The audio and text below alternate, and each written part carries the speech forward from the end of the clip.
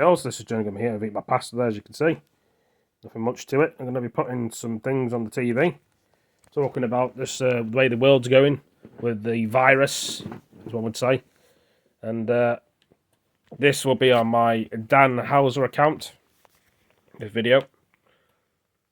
We start with some breaking news, and the World Health Organization has just released a report estimating that 15 million deaths occurred globally due to the pandemic, around triple the current estimates.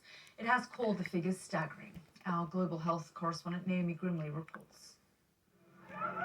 In the global chaos of COVID, makeshift fires and hasty burials around the world have become all too I was an Indian for 5 minutes. But have some countries undercounted the number of lives lost to the pandemic? 50% of deaths are not registered by the government as COVID-19. Our NGO brings bodies to be cremated. Oh look, I've got a can of Coke. Victims. The government only counts related deaths. Yeah, I've never seen one before. In a hospital. The World Health Organization asked a panel of international experts to calculate the global death toll due to the crisis. In the first 2 years of the pandemic worldwide, it was thought around 5.5 million people died from COVID. But because of patchy testing, poor record keeping in some parts of the world, and the fact that some people died of non-COVID causes during lockdowns, the World Health Organization now thinks that figure might be more like 15 million. It's a tragedy. This is a staggering number. And it is important for us to honor the lives that are lost. And we have to hold policymakers accountable also. And if we don't count, we will miss the opportunity to be better prepared for the next time.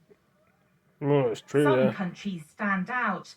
The estimate for excess deaths in Russia is 3.5 times its official count. In India, the WHO believes deaths were 10 times what was recorded, though Delhi has disputed the calculations. In Africa, countries like Somalia only had sketchy data, so the experts admit there's a lot of uncertainty about how many may have died.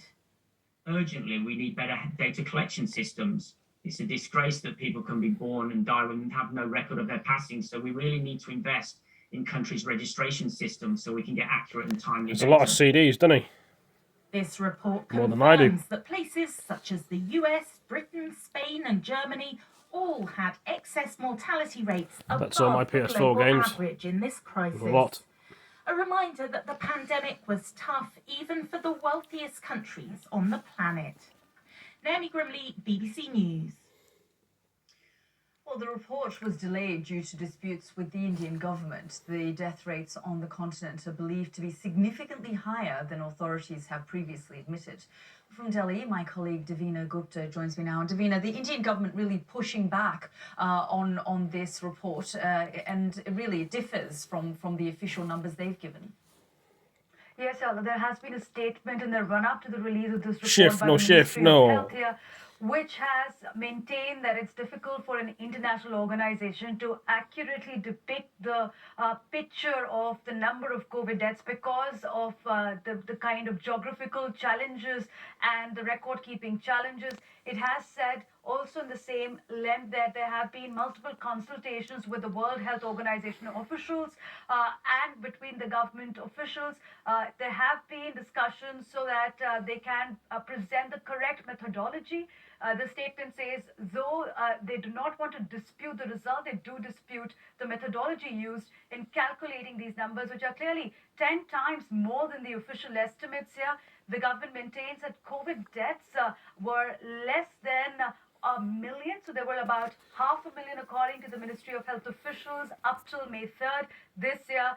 There hasn't been an official sort of counting done by any agency here, apart from these figures released by the Ministry of Health, where the methodology still, interestingly, is not clear of how they arrived at even 500,000 figure. Yeah, and that's the point, right, Davina? They're criticizing the WHO for the methodology, but the Indian government itself hasn't revealed how they've come to their numbers. And the WHO says that the estimated deaths in India could be as high as 4 million.